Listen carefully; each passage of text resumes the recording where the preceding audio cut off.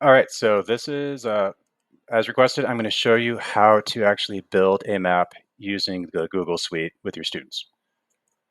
First thing we're going to do is we're going to go to Google Forms. Just type in Google Forms. And first, you're just going to build a blank form. So here we are. And you can type in whatever you want for this, like list of environmental case studies. You could do epic environmental disasters, whatever you want.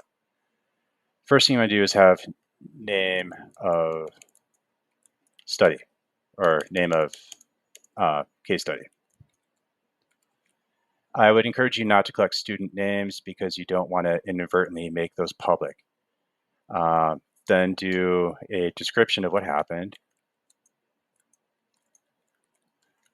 I would include like a link to a video or something explaining what happened, like a news article, whatever you want. And then finally, location. And the key for this is it has to be on land, and tell them city and state or city and country. That's the key for actually getting this to work. Once you've built that, then you're just going to click send to share it with all of your students. And you just copy that link and send it to your students. Now, if you're in a school, like this works best if you're all in your organizational account. If they're using their personal Gmail, they won't be able to log in. Once you have built the form, then what you're going to do is go to Google My Maps. And you're going to open up My Maps, and then you're going to create a new map. And we're going to click Create. You have to wait for your students to actually fill out the survey. You can play with a base map for whichever one makes you happiest. That's mine. Then you're going to click Add a Layer. Oops, that's the wrong one. Let's see. And then, sorry, you only had to add one layer. To add the layer, now you're going to look for that stuff in the Google Drive. And usually it'll be, if you're lucky, it's going to be in recents. So I'm going to do it with the survey that you filled out last week or earlier this week. So that I just recognize the form. You're going to insert it. Choose the columns to position your place mark.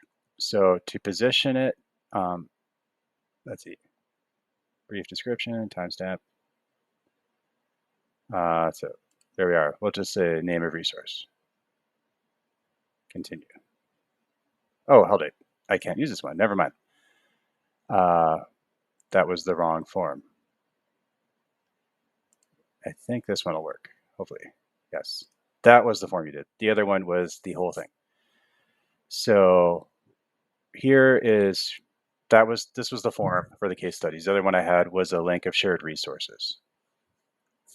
So choose your columns to position your place mark. We're going to hit that for city and state, city, country. And then the name of the case study to title it, and then we're going to click Finish. And now you have this. To share it with people, you're just going to click the Share right here. So case studies for apes. And then now we have that. And the key is, I always make this so any link can view. So here we are. Then I'm going to copy it. Then we're going to close. And that is all you have to do to make one of these maps.